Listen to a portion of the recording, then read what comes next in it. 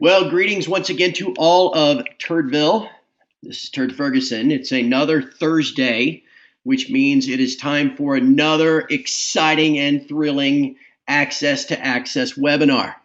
Today, I got to tell you, I'm really excited to get this one on tape for everybody because I think this is a great little hybrid webinar, if you will. There's obviously nonstop interest in the metals here in Turdville, but there is a growing interest in Bitcoin and alternative currency in Turdville as well.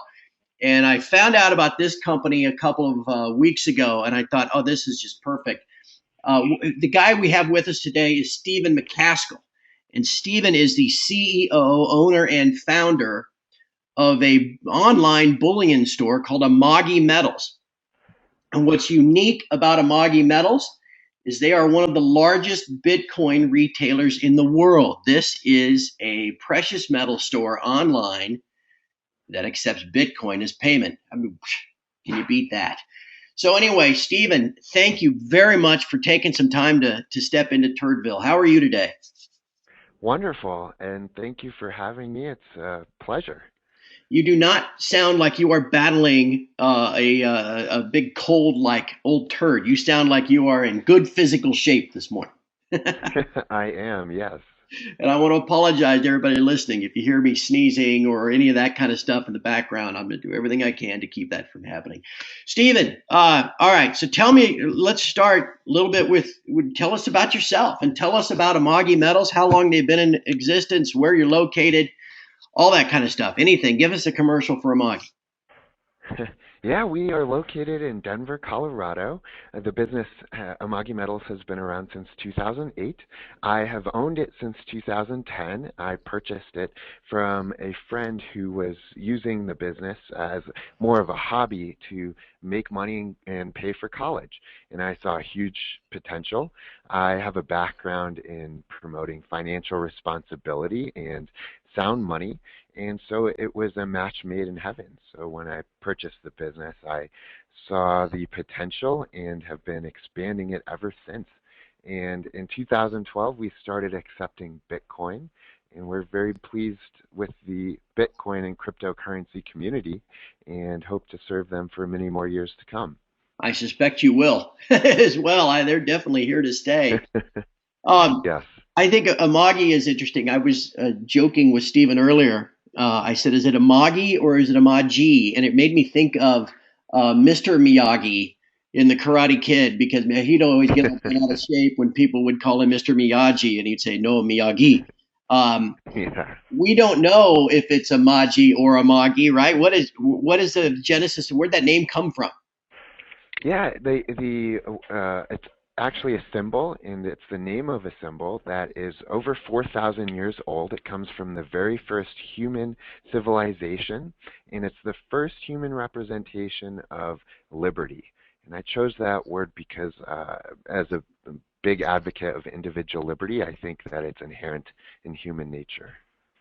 Eddie, you are talking our language here in Turdville. I can tell you that. I think that's fantastic, and I'm excited to get to know you guys even better. In fact, I'm going to be adding Amagi Metals to the precious metals store here in Turdville as an affiliate. So it's a place where everybody that visits TFMR can go to and click.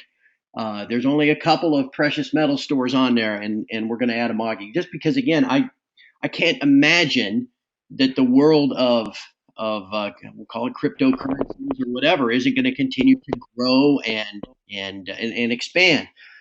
Let's start first with the metals in general. I know that I had someone on from Miles Franklin a few days back. Andy, I don't know if you know Andy Hoffman or not. He kind of lives out in your neck of the woods too, as a matter of fact. Hmm. But Yes. anyway, Andy was talking about how 2013 was really a slow year for retail demand. I would imagine, have you seen that as well at Amagi, and have you noticed any change of demand trends in the last few weeks or months? Yes and no. So, Okay. talking with our vendors, they have said in the last quarter, the last half of 2013, sales were really hurting. in the industry as a whole, and specifically retailers, online retailers, and it may be a mixture of lower sales, but there are also a lot of precious metals companies that have been popping up over the last year or two that are competing. Oh, So yeah. it's just a lot more competition. But as for our company, we've been growing every single month. I think for the last 3 or 4 months, we've been doubling sales every month. So we've been doing exceptionally well. But from what I understand, the industry isn't doing as well. Well, and that's interesting. I hadn't thought of it from a competition standpoint too. That the amount of volume could stay the same, but if you spread it out amongst more points of sale, then everybody's sales are going to be down.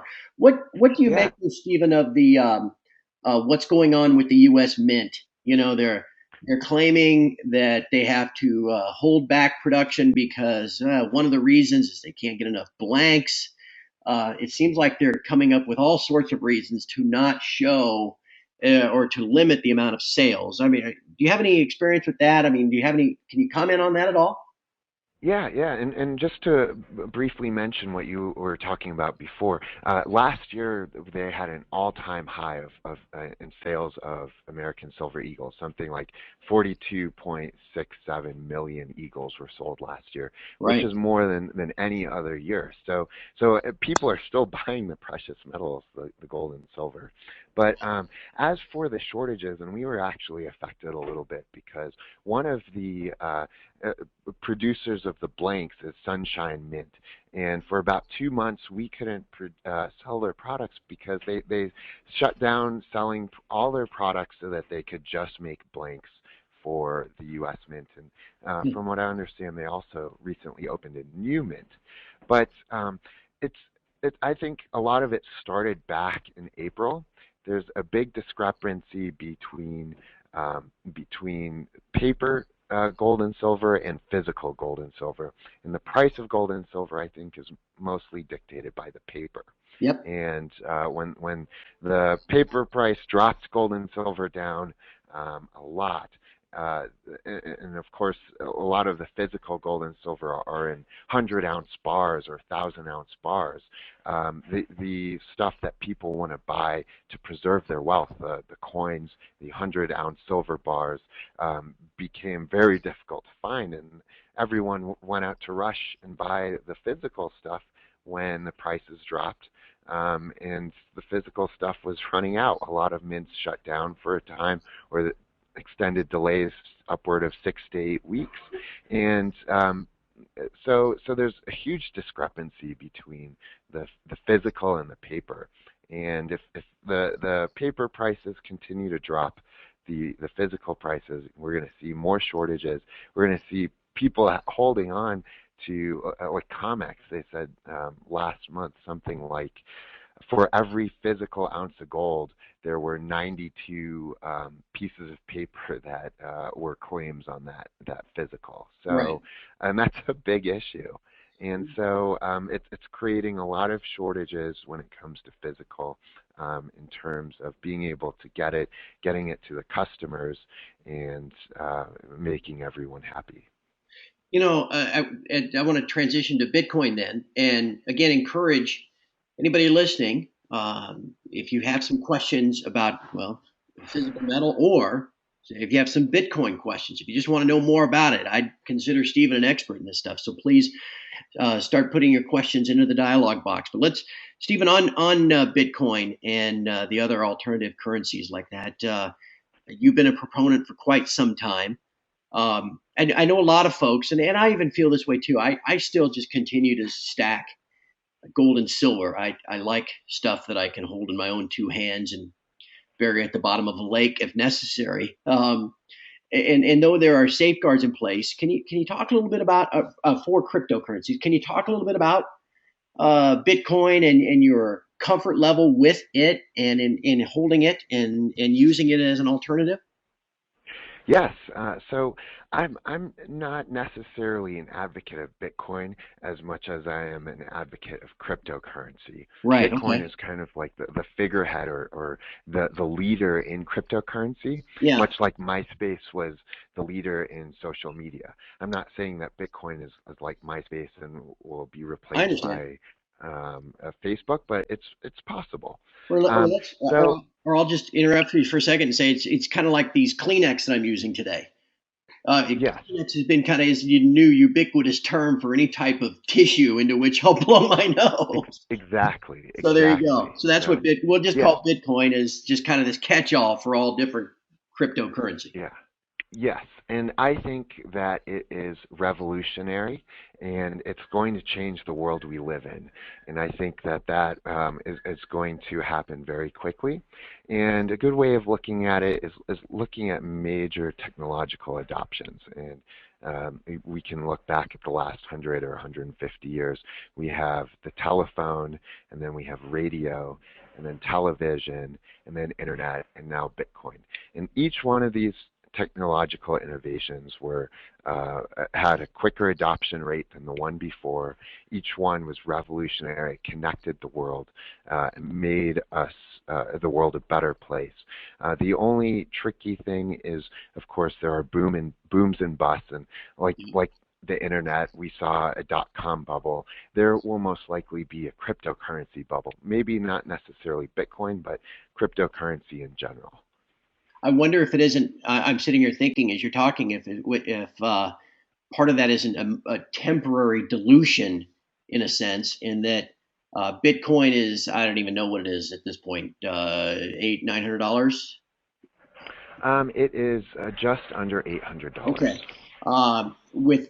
And there are now something like 73 or 75. I don't want to call them competing cryptocurrencies, but there are so many others being offered. I wonder if there isn't just a certain little bit of temporary dilution in the demand for a Bitcoin specifically, and that we now just need to grow that pie of awareness of cryptocurrency again to kind of surge those values higher again for everybody. Yeah, absolutely. I can't say for sure if Bitcoin is going to crash a lot more. I wouldn't be surprised if it does. But each time that happens, it makes me a little bit happier because it becomes more widely adopted and more people hear about it, and so more people start accepting it and using it.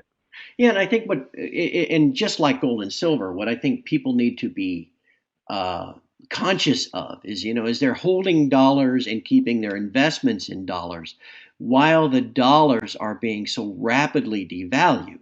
And we know how Hmm. that's been going on now for over 100 years. You want to hold savings and protect your hard work and your accumulated wealth in things that aren't being devalued, that are actually going up in value, and that's the obvious rationale behind diversifying into precious metal and other hard assets, but also into a cryptocurrency as well. Is that you'd like to think Hmm. over time that, that they're all going to keep going up in value, though obviously, as you mentioned, there's going to be spikes and dips along the way. Yes. And Yes, so, and then exactly. at Amagi, you would just enter your Bitcoin at checkout in exchange for physical metal, correct? Correct. Sounds pretty easy to me. It sounds like. Oh yeah, yeah. It's a pretty simple checkout process. May even be more simple than credit cards because if you have bitcoins on your phone or something, you can just scan the QR code. The payment gets sent instantly. You don't have to worry about your credit card information being stolen. There's a lot less risk of fraud and all that Yeah. bad stuff. How do you and how do you personally feel, or can you speak to some of the, I guess we just call it security concerns? I don't want to compare. I mean, this is going to be a lengthy question, so bear with me. No But problem. there's been this discussion, and it comes up every now and then still in the mainstream media about eliminating cash. And they say, what do we even need cash for? Everybody should just, keep everything digitized. from your bank accounts to everything. Why do we even fiddle with cash and coins and things like that? And my concern of that is, again, from a liberty standpoint, and that what if everything is digitized, in a series of zeros and ones, what is to stop a tyrannical government from just simple confiscation of your assets? Um, Now, I don't want to extend that wholly into Bitcoin, but I think that is kind of in a sense, a concern that some people have, is the storage of it in electronic form only can lead, or leaves you open to, not necessarily confiscation, but loss. I mean, how do you, as someone that is a proponent of cryptocurrency, how do you address that personally? I mean, how do you feel personally about those? Yeah. Yeah. So, I mean, myself, I don't like using credit cards. I like to use cash. And not only does it help prevent people from knowing where I am, it prevents Yeah, people from being able to steal my identity and all that kind of stuff. So, it is a tricky question, just because when you look at Bitcoin, you have to look at several different things. For one, it's not many people realize this, but it's the largest computer network in the world. It's really. larger than any, yes, it's larger than any government computer network. It's larger than multiple government networks combined. So for for somebody to basically take control of the entire Bitcoin currency, they would have to take control of 51% or more of it. And so no government would be able to do that just because they don't have enough computers or computing power to be able to do that. So then that would be on a macro scale, taking over the entire currency.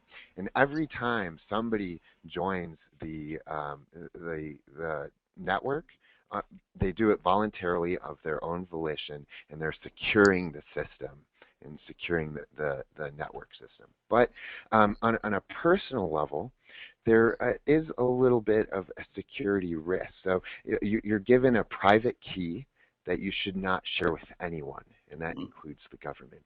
As long as you don't share that with anyone, including the government, um, you would not be at risk of somebody coming along and trying to take your Bitcoin, especially the government. You can uh, so it's it would be like somebody breaking into your house and stealing your stuff. That's what the government would essentially have to do. But you can, if you can memorize your private key, and you don't want to share it with the feds, then you would be very safe in preventing them from taking or seizing your assets. So that's a benefit. Looking at your privacy. So they say that Bitcoin is pseudo anonymous, where it's not completely anonymous. Every transaction is recorded in the Bitcoin ledger. So anyone can come and look at all the transactions ever made since the very first Bitcoin was issued. The only thing is that you have to somehow tie that transaction to a specific person or organization, and that can be tricky. And there are definitely ways to make that anonymous to protect your privacy and your security. And there may be a new cryptocurrency that comes down the road that would protect your privacy even more. And that's why I'm not saying Bitcoin is the end all and be all, but it's one hell of a start. Yeah, absolutely. Um, and I've got one last question for you. It's strangely, I must be asking all the right questions today, Stephen, because the group out there is silent and haven't added any. Maybe they're afraid that if they do, they're going to catch my cold. I'm not certain, but I'll ask you one more question. If we don't have any questions from the subscribers, and we'll begin to wrap up. But how would you decide as a business owner, and as a proponent of cryptocurrencies, currently, is Bitcoin the only alternative, I guess, cryptocurrency that you take as payment? As of right now, yes. And part of the reasons for that is finding a company to help us process the transactions. Not to mention, there are a lot of banks that are very anti-cryptocurrency. We've actually Right. had a bank account shut down because we were accepting Bitcoin. Bastards. So, uh, so our next move is to accept a second Yeah. cryptocurrency. I'm not going to say which one, but I'm sure people in the cryptocurrency world can guess what it is. But it will be about 3 to 4 months before we begin accepting it, and I think it will be a good next step to working with more cryptocurrencies. How will, and I guess that was then my question. How do you just? I mean, will you monitor? I mean, as a CEO of a company that accepts that type of currency, do you monitor that? Do you have a team that monitors that and try to pick? Okay, this one now is so popular that we've got to add this to our lineup of potential options. I mean, how do you judge that yourself? Yeah, I've been working with cryptocurrency for more than a year now. So I've been keeping up to date every day of what's going on and which currencies are viable, and so I've been keeping an eye on it myself, more than outsourcing it to anyone else.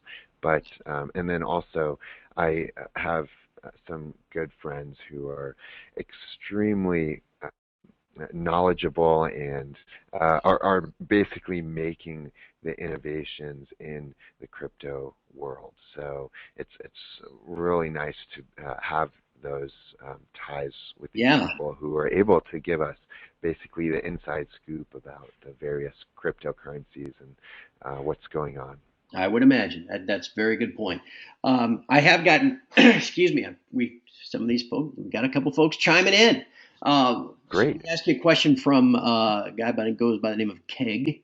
My actual name isn't really Turd; it's Craig, and so I've had nieces and nephews through the years that can't spit out an R. They call me Keg, Uncle Keg. But this is somebody else who just goes by Keg. Maybe he's just a beer drinker. And this is a question I think you've probably gotten before, and a lot of folks are concerned that in a global or even just U.S. based, what do we want to call it, martial law type, serious breakdown, whether it's based off of of any kind of unforeseen events. If the internet crashes, if the internet is taken down, I'm not sure if that's even possible, but if it were to be done, what happens to your Bitcoin? I mean, do you have an opinion on that? Yes and no. So, Okay. I think one of the next revolutionary technologies is decentralizing the internet. And I can't take any claim for thinking that, but Yeah. that's what has been heavily suggested, and it makes sense to me. And Yeah. from my understanding, it would be virtually impossible to shut down the internet, even if with some catastrophic event. Somewhere in the world, there would be Bitcoin. You would have to shut down all the electricity around the world and Yeah. all the internet, and that I think at this point is would never happen. I just But don't. Go ahead. I so didn't mean to so interrupt you. yeah, so if you look at some catastrophic event um, like that, where all the internet and all the electricity goes down, I think you're going to have a lot more to worry about than your bitcoins. Or, I mean, even if you accumulated a lot of gold and silver, you're going to have a lot more to worry about Yeah. than the gold and silver that you have. So, but in the event that the electricity goes down in the United States or something like that. I mean, if you don't have a generator or whatever, your bitcoins are still valuable. They're still there. They're still available. Just not when the electricity is down in your house or Yeah. whatnot. But Yeah. if there's electricity in Canada and the internet's still there, then you can go there and get your bitcoins no problem.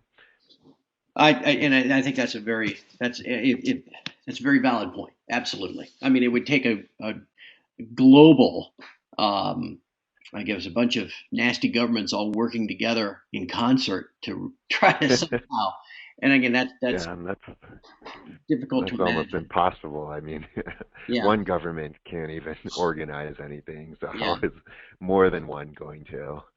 All right. Next, I'm going to take you back to basics real quick. This is from someone named Ricardo.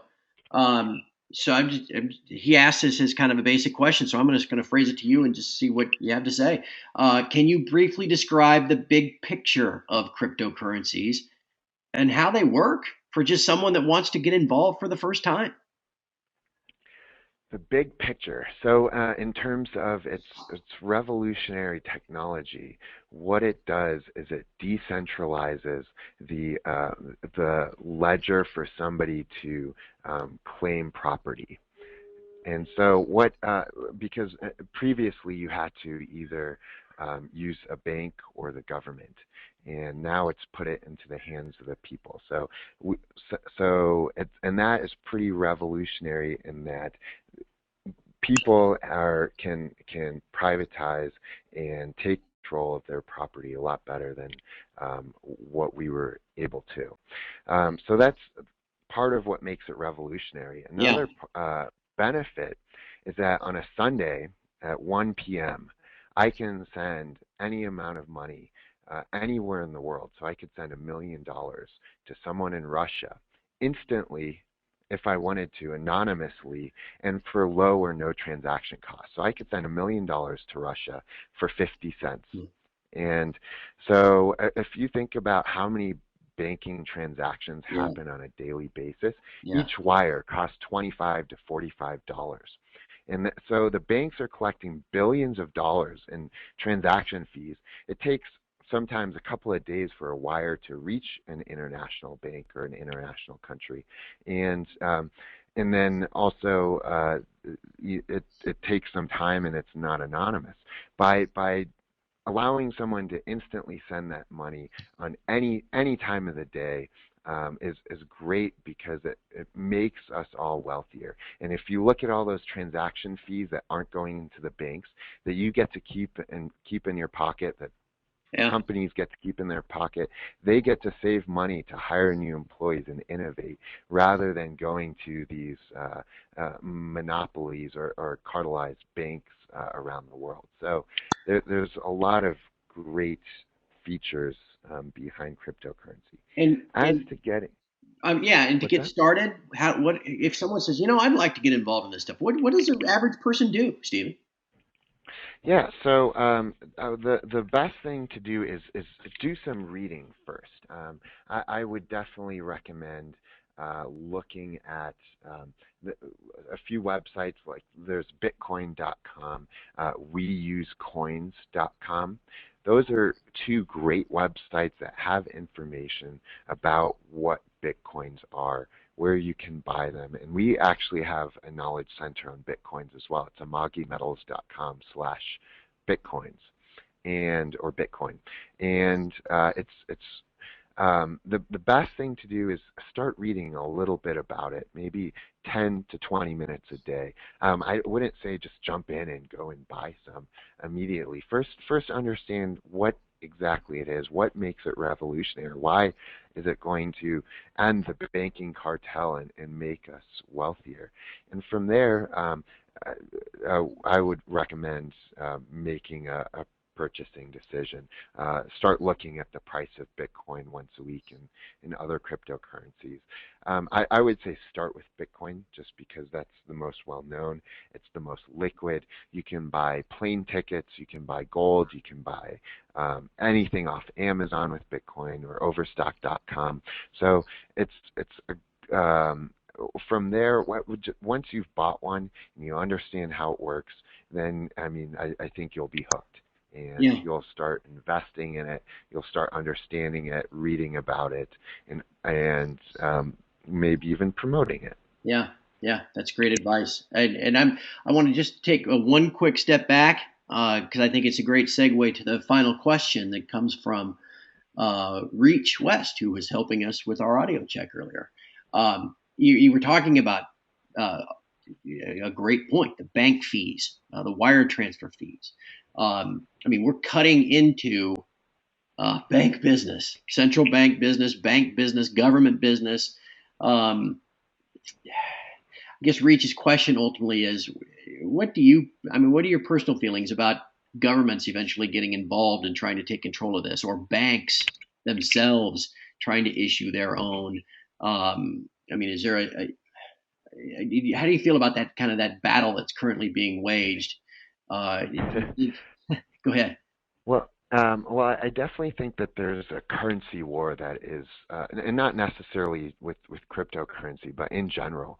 When you look at gold and silver, when you look at other fiat currencies around the world, there's an unwritten or unspoken currency war that isn't talked about in the media.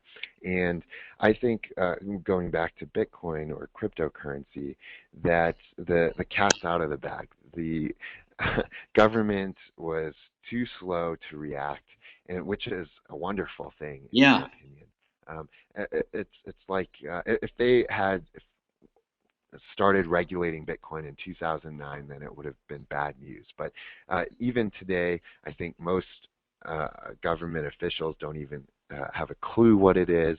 They think there are countries around the world that are saying, "Oh, Bitcoin isn't a currency," so they're trying to tax it as an asset or a commodity. But it's just their lack of understanding, their bureaucracy, their just slow movement has been such a huge benefit to Bitcoin in its adoption. And I think it's too late. There's not much that they can do.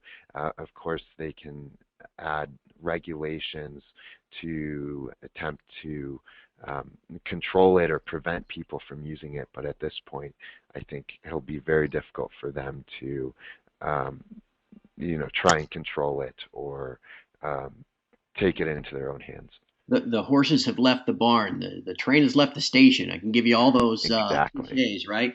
And you've Exactly. been extremely generous with your time, Stephen, and all of Turdville appreciates it. But I'm gonna ask you one more question. I've gotten one more that came in that Sure. I thought, oh yeah, you know what, we should have asked this.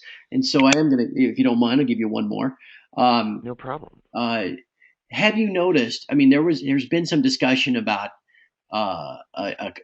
backing a cryptocurrency with some gold or hard assets. I mean, you sit in that unique position of running a precious metal store, but also being an advocate of cryptocurrencies.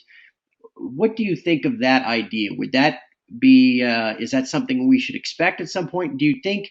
And I'll combine that with another question. Do you think if the world returns to some type of gold-backed regular government issued currency. You know, if the Chinese propose a new reserve currency that's partially gold backed or something, do you think that would impact all cryptocurrency demand and usefulness? That's kind of a conglomeration of a couple of questions, but what do you think of that idea of a gold backed cryptocurrency? Yeah. So I foresee that the beautiful thing about cryptocurrency is that it's going to force, maybe not the U.S. dollar, but a currency, a fiat currency, to basically shape up and compete. Just for a little bit, a little time, 5 to 10 years. So cryptocurrency has a finite supply, which is a wonderful thing, and it's since it has subjective value and a value that people can place and buy and sell goods, it will force other currencies or other governments to prevent their currency from having a race down to zero, Mm-hmm. basically printing and printing and printing. So that's a good thing because I think it'll force other countries to stop the wars and the welfare and all that stuff. But I think it's only going to be a short time that they're going to have be able to do that. Then at some point, I think cryptocurrency will replace all fiat currency. Now going back to um, cryptocurrency backed by precious metals and whatnot, there are actually, I think there was a cryptocurrency that was recently started that was backed by copper, which I thought was an interesting concept. But I think that banks would be able to issue their own currencies like they used to in the past, Yep. and they may back them by diamonds, they may back them by gold, by silver. The wonderful thing is I'm a big advocate of the free market, and I highly encourage businesses to move in that direction and see what works. It may or may not work. There may be no need for a currency to be backed by other commodities. There may need to have a currency that must be backed by other currencies or a mixture of both. Um, Time will tell, and the free market will make that happen. I think you're absolutely right. And as we said, the horses are out of the barn at this point, and Yep. this is something that's here to stay. Now, I don't want to leave anybody with the impression that you can only use Bitcoin to purchase metal at Amagi Metals. You can use regular credit cards and cash and checks and all that kind of stuff too, right? Yep, and even PayPal. And we are constantly looking at other ways to accept payments. So if you have any recommendations of how you want to pay for your gold and silvers, give us an email or send us or give us a call or send us an email. I've got some old baseball cards. Do you think we no? Okay. I don't know. There may be somebody here who would be interested in them. Well, Stephen, again, and again, for everybody listening, check the link here in this podcast page to Amagi Metals. I want you to go there and check it out. It's definitely a company you should keep in your rotation as you're out there buying physical gold and silver. Stephen, thank you so much for your time today. It's just been I think, a wonderfully enlightening conversation. I hope we can would do this again soon, sometime maybe later on this year, and get an update on what you're seeing out there. Yes, thank you so much. It's been a pleasure. And something else I wanted to mention Sure. on our website, amagimetals.com. This is actually in February. It's our 4-month or 4-year anniversary, and so we have all kinds of silver sales going on throughout the month. Dynamite. Well, that's important to know too. Yes, Well, again, just want everybody to go there and check it out, and we'll be sure to keep in touch. Stephen, thank you. I hope again you don't catch my cold through the wires, and I hope, God willing, if I ever get over this cold, I hope we can visit again sometime soon. yes, I look forward to it. All right, thanks, Stephen. Have a great day. You as well. Thank you.